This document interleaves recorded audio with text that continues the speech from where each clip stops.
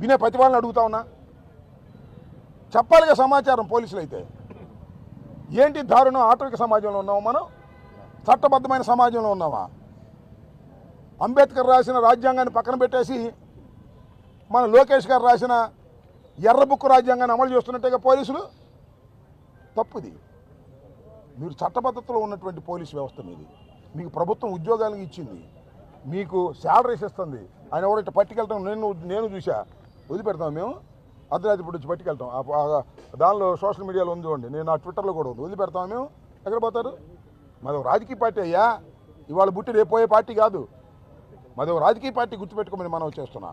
కాబట్టి ధర్మాధర్మాలు లేకోకుండా వ్యవహరిస్తున్నటువంటి లోకేష్ నాయకత్వంలో ఉన్నటువంటి ఒక గూండా లాంటి పోలీస్ ఆఫీసర్ల వ్యవస్థ.